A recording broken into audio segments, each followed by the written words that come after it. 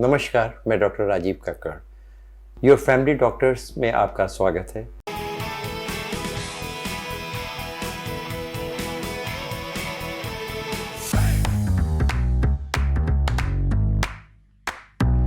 फेफड़े की वजह से अगर सांस फूलती है तो उसके कारण क्या होते हैं? फेफड़े के स्ट्रक्चर में कौन-कौन सी जगहें होती हैं, जहाँ पे क्या परेशानी होती है जिसकी वजह से सांस फूल सकती है, चाहे वो ब्रोंकियल अस्थमा हो, चाहे वो सीओपीडी हो, चाहे वो इंटरस्टिशियल लंग डिजीज़ हो या पल्मोनरी आर्टरी हाइपरटेंशन हो। जो इसका मुख्य भाग होता है कि फेफड़े की वजह से जो सांस फूल रही है वो क्यों होती है। इसके लिए हमें पहले फेफड़े की संरचना के ऊपर देखें।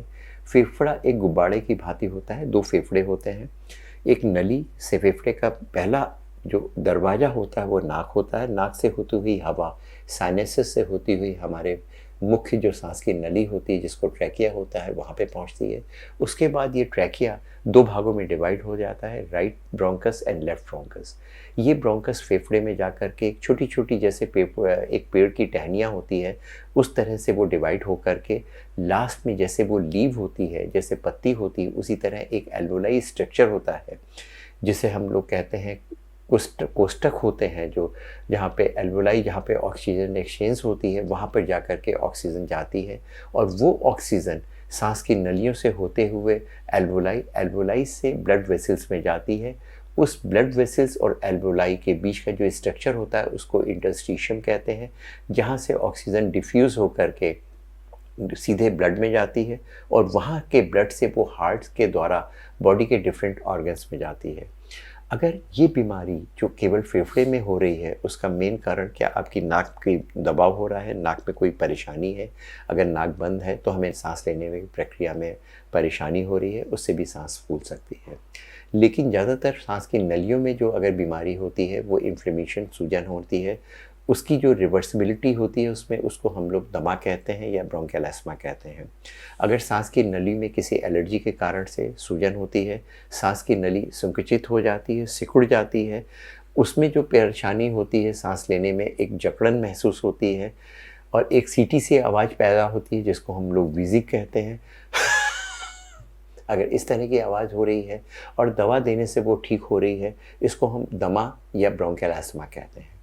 यही बीमारी अगर ये स्वेलिंग आगे बढ़ कर के एल्वोलाई, जहाँ पे हमने कहा है कि जो एल्वोलाई जहाँ पे ऑक्सीजन जाती है और वहाँ से डिफ्यूज़ होकर के ब्लड वेसल्स में जाती है, अगर उसमें खराबी हो रही है, वो लोग जो कि स्मोकर हैं,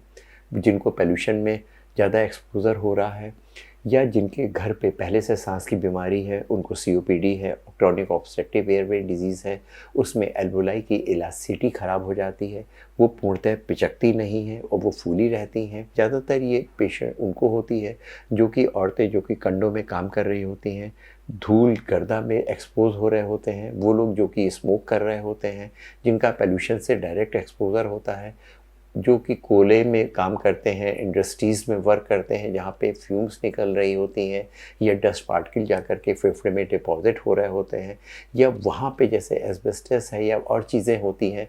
जिनका प्रभाव सीधे फेफड़े पर होता है, उसकी इलास्टिसिटी ख़राब हो जा रही होती है, उसमें इस तरह की बीमारी होती है जिन्हें क्रोनिक ऑब्स्ट्रक्टिव एयरवे डिजीज़ कहते हैं।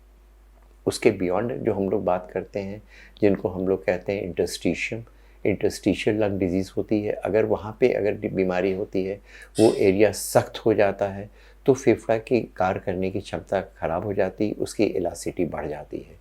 इसमें भिन्नता ये है जो कि हमारी दमा होता है, जो कि ब्रोंकियल अस्थमा होता है, उसमें केवल सांस की नली प्रभावित होती है। जो सीओपीडी होता है उसमें एल्वोलाई या जो कोष्ठक होती है वो प्रभावित होती है। लंग की इलास्टिसिटी ख़राब हो जाती है, लंग फूल से जाते हैं, पिचकते नहीं हैं। उसमें कार्बन डाइऑक्साइड की मात्रा बढ़ने लग जाती है, खून में कार्बन डाइऑक्साइड बढ़ जाती है, ऑक्सीजन कम हो जाती है।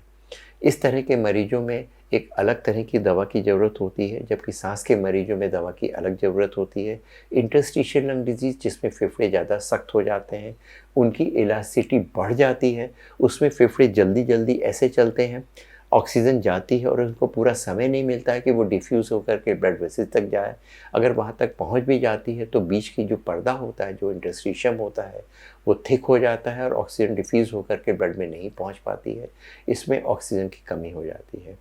अगर हम फेफड़े पे उसकी बात करें, अगर मरीज़ अंदर आता है, अगर वो बहुत गहरी साँस खींच करके निकाल रहा है इस तरह की केवल आवाज़ हो रही है तो उसको ब्रोंकियल अस्थमा है, उसकी इलास्टिसिटी ख़राब है और वो बैठे-बैठे साँस फूल रही है उसको सीओपीडी है। अगर वो शॉर्ट एंड शैलो ब्रीथिंग हो रही है, इस तरह करके साँस ले रहा है तो उसको इंटरस्टिशियल लंग डिजीज़ होने का काफ़ी डर होता है।